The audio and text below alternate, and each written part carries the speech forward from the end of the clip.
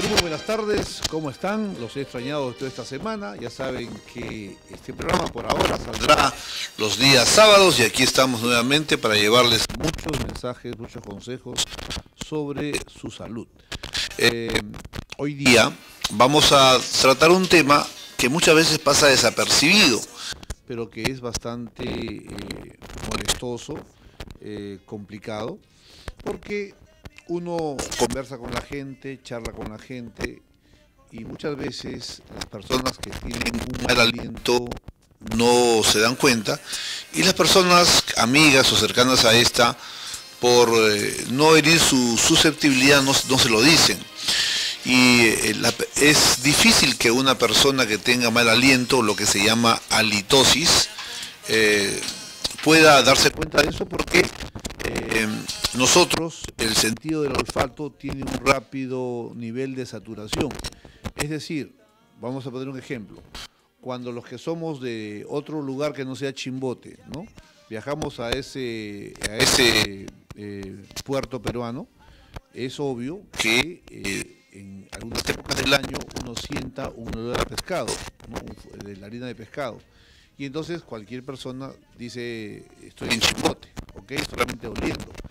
Pero si tú vives en Chimbote y estás todo el día en Chimbote, obviamente la pituitaria, que es la parte olfativa del órgano del olfato, se satura y dentro de poco ya no hueles nada.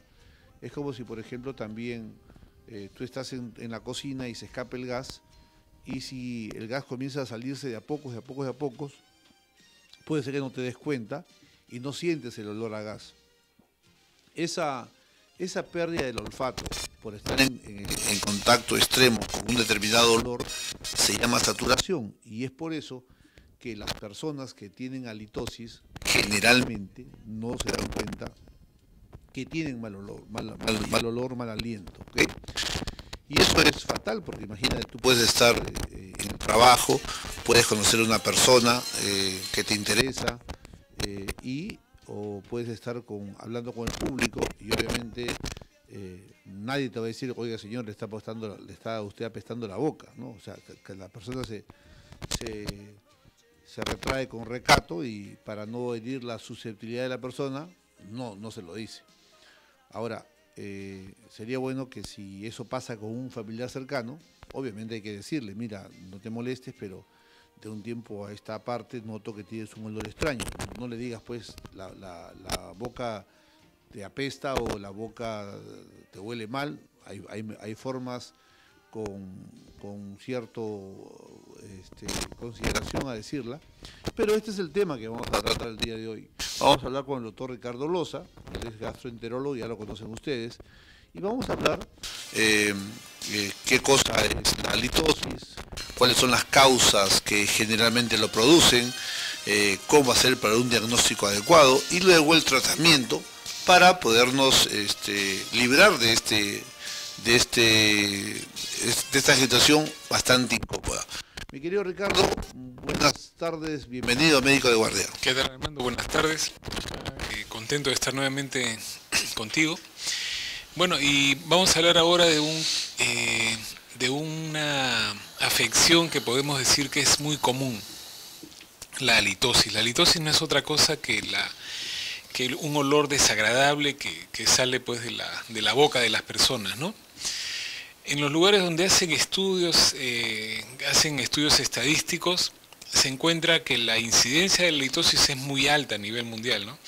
Se dice que un promedio entre el 40 al 50% de las personas tienen halitosis. Como todas afecciones, pues hay mayor grado y menor grado de esta alteración. Hay personas que tienen halitosis solamente a determinada hora, por ejemplo en las mañanas al levantarse, como hay personas que tienen una exacerbación de la halitosis después de las comidas, 1 o 2 horas después de haber comido. Y hay personas que tienen permanentemente un mal olor en la boca. Entonces, tenemos que decir que la halitosis viene pues de una palabra que significa hálito, viene de la palabra hálito, perdón. Y la palabra hálito significa respiración. O sea, es un problema que viene que se origina en una zona por donde va la columna de aire de la respiración.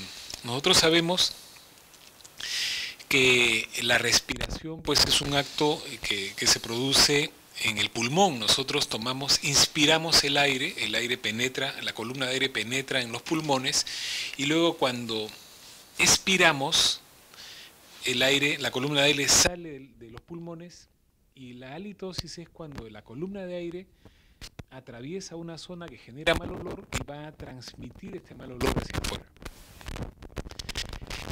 Yo traigo a colación este tema de halitosis en esta oportunidad porque, a pesar que generalmente no es un problema digestivo, Armando, las personas vienen al gastroenterólogo invariablemente cuando perciben este mal aliento, ¿no? Como tú dices, un familiar les dice, una amistad les indica pues el olor desagradable, y la persona pues viene al gastroenterólogo. Y como repito, por lo general no es un problema digestivo.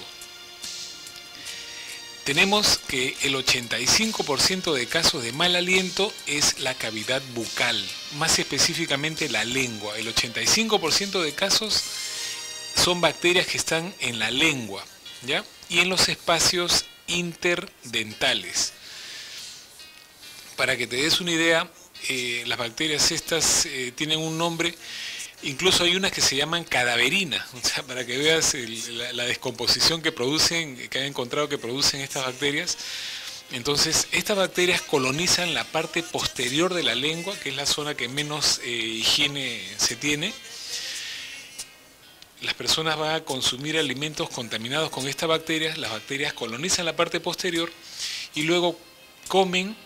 Y como se quedan fragmentos muy pequeños de alimentos, estas bacterias van a descomponer, van a hacer una fermentación de los alimentos, produciendo un produciendo un olor en base a sulfuros, que es lo que genera el mal olor. Entonces, ya dije, repito, el 85% de casos es la lengua y los espacios interdigitales. Otra causa de mal aliento viene a ser en frecuencia. Luego viene las amígdalas, ¿no? La persona que tiene una amigdalitis crónica se ve en el espejo, abre la boca y no puede ver pues la zona más inferior, la hipofaringe. Hay personas que tienen incluso trocitos de pus solidificados ahí, pegados en la garganta, entre las amígdalas, en los pliegues de las amígdalas, y eso genera un mal olor. Otra causa también viene a ser las caries dental. Entonces, una persona que ha descartado que sea un problema de lengua, que sea un problema de amígdalas, ha ido al otorrino, tiene que ir al odontólogo. Me parece que hay una llamada para... Sí, médico de guarda, buenas tardes. Buenas tardes.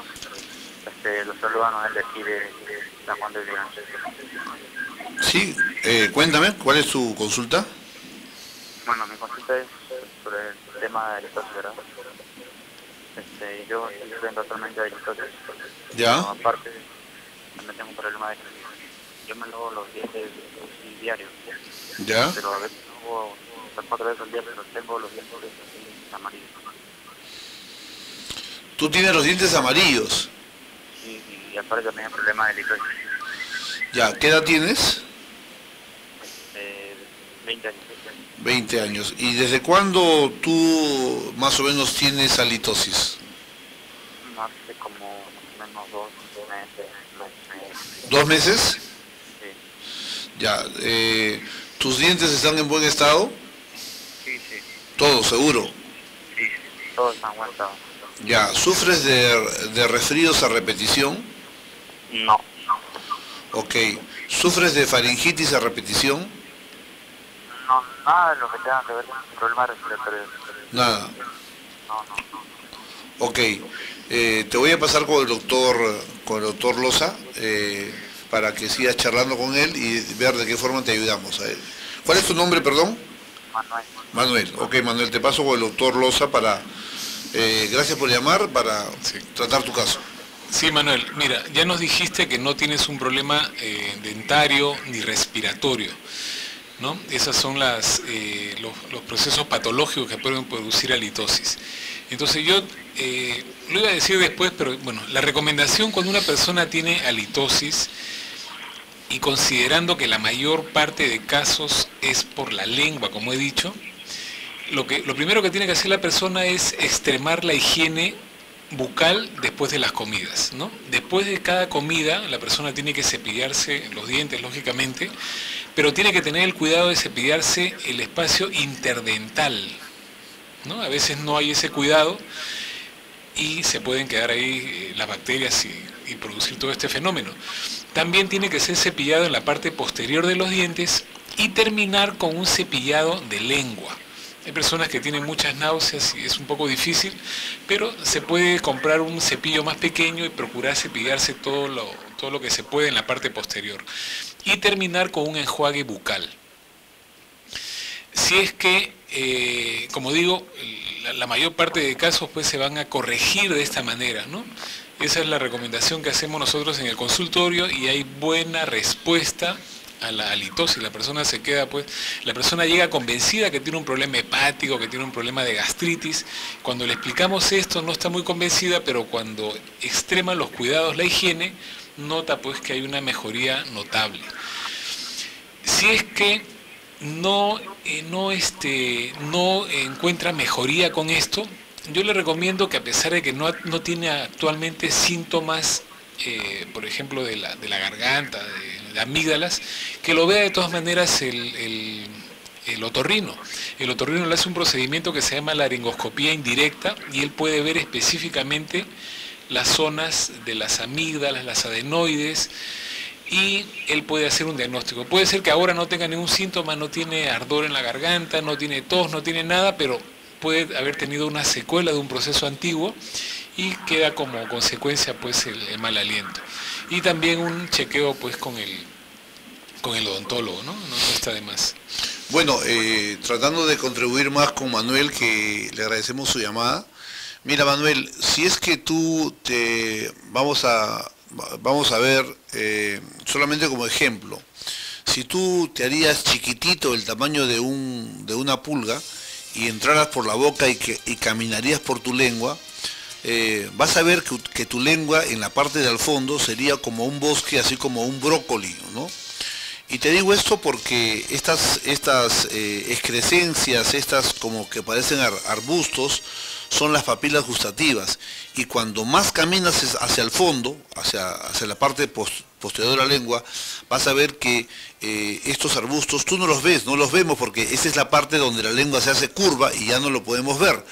Entonces, muchas veces, ¿no? En estas partes, cuando se queda atrapado partes de comida, y nosotros cuando seamos francos, cuando nos lavamos la boca, lo que hacemos es lavarnos los dientes, y muy pocas personas se hacen una higiene correcta. O sea, la gran mayoría de personas agarran la pasta de dientes, echan al cepillo y hacen un movimiento derecha, izquierda, izquierda, derecha, derecha, izquierda, cuando en realidad el movimiento correcto sería de arriba hacia abajo, de abajo hacia arriba, tratando de que con las cerdas del cepillo, tratar de ir limpiando los residuos de comida que se han quedado entre diente y diente.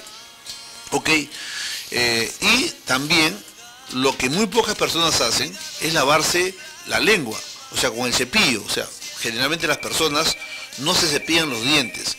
Y entonces tienes que cepillarte los dientes, sobre todo porque estás con esta halitosis, probablemente tengas estas bacterias que el doctor Loza ha descrito, ¿no? Que producen esa descomposición a base de azufre y huele muy mal. Tienes entonces que lavarte los dientes correctamente, lavarte la lengua correctamente. Cómprate un enjuagatorio, ¿no? Para mejorar y por mientras algo que es efectivo, como una respuesta, compra clavo de olor. El clavo de olor y mastica clavo de olor. Por lo menos eso va a amortiguar en gran parte ese mal olor que hay. Ese es un secreto de las abuelas. Y además cuesta 50 centavos el clavo de olor. mastica siempre el clavo de olor, pero ojo, te digo que mastiques el clavo de olor no como tratamiento, sino como un atenuante en tanto tú haces una higiene correcta, es decir, cepillado de dientes de arriba abajo y de abajo hacia arriba, punto. Cepillado de la lengua lo más profundo que puedas, y tercero, tus gárgaras con algún de estos compuestos que hay que son muy comunes. Vamos con otra llamada. Médico de guardia, buenas tardes. Buenas tardes, doctor Mete. ¿Cómo estás? Habla Oscar. Oscar, ¿cómo estás? Cuéntame. Doctor Mete, saludos al doctor Rosa. Quería decirle que ya me tomé una colonoscopía y una endoscopía. ¿Ya? En la colonoscopía, el resultado de la colonoscopía ha salido un pólipo mixto, pólipo hiperplásica y adenoma tubular con displasia moderada. ¿Ya? Y en la endoscopía ha salido gastritis antrocorporal crónica superficial y profunda moderada, grado de actividad leve, no metaplasia intestinal, helicobacter con 2 cruces, esófago, biopsia endoscópica, muestra constituida por epitelio escamoso con vasos congestivos sin estrom. Ahora estoy tratándome el helicobacter y me han mandado unos antibióticos que tengo que tomar, 2 amoxicilina de 500 en la mañana y una cloromicetina de 500 también en la mañana y un omeprazol de 20. ¿Ya? Y en la noche igualito también tengo que tomar, y ya voy por la 5ª porque dice que por 10 días tengo que tomar todos estos medicamentos. Voy por la 5ª y ya me está doliendo la parte del... La boca del estómago. Sí, no sé si es por mucho antibiótico o tengo que tomar 10 días, o como dice el doctor Loza, que siempre se toma 7 días nomás. No sé, doctor, ese es el... Ya, Oscar, gracias por tu llamada, nos sirve a todos. Vamos a comentar tu caso y el doctor Loza te quiere preguntar algo. ¿Qué tal, Oscar? ¿El pólipo del colon de qué tamaño es? Dice, se recibe pólipo sesil pardo grisáceo que mide 0.7 por 0.5 por 0.3 cm. ¿Ya? ¿Cuándo fue la colonoscopía? La colonoscopía sí ha sido el 21 del 9 del 13. ¿Ya? Solamente encontraron un pólipo. Sí, doctor. Un pólipo nada más. Ya. Bueno. Y ahora, en cuanto pólipo mixto. Sí, ya escuché. En cuanto al helicobacter, ¿usted ha tenido helicobacter anteriormente? Hace 10 años, doctor, que me dieron 10 pastillitas, nomás me dieron una diaria y se fue el helicobacter, y ya después de 10 años ha vuelto. Ya. Y me han mandado una cantidad de antibióticos en la mañana, otra cantidad. Yo soy una persona que tengo 65 años. Ya, muy bien. Ya. Bueno, voy a hacer un pequeño comentario, Oscar, ¿ya? Lo más importante de lo que manifiesta el Oscar es el pólipo. Como hemos hablado anteriormente acá, el cáncer de colon es una enfermedad tumoral que se origina en un 95% de casos de los pólipos del colon. ¿Qué cosas son los pólipos? Los pólipos son unos pequeños bultitos, podemos decir, son como unos granitos que aparecen en el colon de algunas personas, las que tienen predisposición genética, y esos pólipos pueden crecer con el tiempo. Una persona que tiene 50 años tiene que hacerse en algún momento un examen de colon, precisamente para detectar pólipos. De lo que se interesa, de lo que se trata es que la persona prevenga el cáncer. Uno no tiene que ir a hacerse una colonoscopía pues cuando ya se palpe un bulto, un tumor ahí en el abdomen. Uno tiene que ir haciéndose sus chequeos para prevenir las complicaciones. Entonces una persona, como repito, que cumple 50 años tiene que chequearse el colon para buscar los pólipos. Si se encuentran pólipos, se extirpan, como en el caso de Oscar. Él ya tiene 65.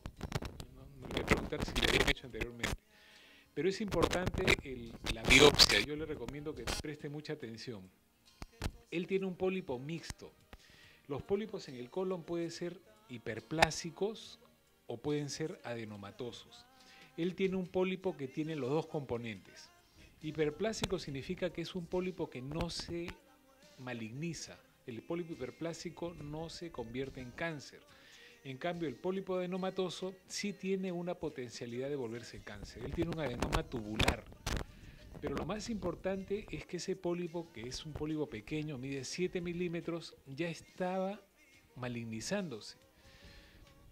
El cáncer es un proceso largo, no es una cosa que una persona esté bien ahora y le aparezca pues un tumor en 2, en 3 o en 4 meses. Es un proceso de cambios estructurales. Entonces el pólipo que él tiene inicialmente era un pólipo francamente tubular típico que no tenía ninguna alteración, pero empieza a cambiar la célula, empieza a cambiar la estructura de la célula. Entonces lo primero que se produce es una displasia leve. El segundo paso es la displasia moderada, que es la que él ha tenido. Y el tercer paso ya es el cáncer que se llama cáncer in situ, o sea que la capa superficial, la primera capita del pólipo, se vuelve cáncer. Entonces él ha estado en el límite ya de volverse cáncer. Afortunadamente le han encontrado ese pólipo y lo han extirpado. Yo le recomiendo que pasado un tiempo, quizás por la displasia moderada que tiene, pasado un tiempo, más o menos unos 8 o 10 meses, se haga un nuevo examen de colon para ver esa zona donde ha sido extirpado el pólipo y ver que no haya quedado ningún rezago, porque si queda un poco de esas células puede cambiar. Entonces, que no se olvide, Oscar, que se haga un control.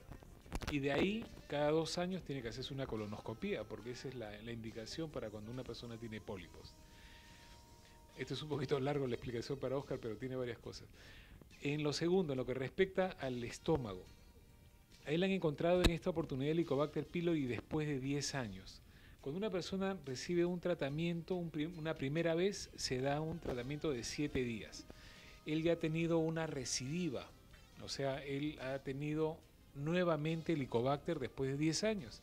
Entonces está bien que le indiquen un tratamiento de 10 días. No es que esté tomando mucho antibiótico, porque esa es la dosis ya que se ha estudiado. Se han hecho muchos estudios de investigación para determinar cuál es la dosis mínima necesaria para eliminar el Helicobacter. Entonces la dosis mínima necesaria es las 2 amoxicilinas en la mañana y en la noche, una claritromicina mañana y en la noche y someprazol también mañana y en la noche. Si él toma menos de eso, no va a eliminar el Helicobacter. Yo le sugiero que por más molestias que tenga, por el ardor, puede tener un poquito de opresión acá en el epigastrio, él no suspenda el tratamiento. La claritromicina provoca ese disconfort, pero no es porque le empeore la gastritis, sino que es un efecto secundario. Yo le recomiendo que se tome una cucharada de antiácido y que haga una dieta muy estricta, pues sin irritantes, pero que no lo suspenda porque si no va a haber resistencia y le van a tener que dar otros antibióticos ahí sí más fuertes y por más tiempo.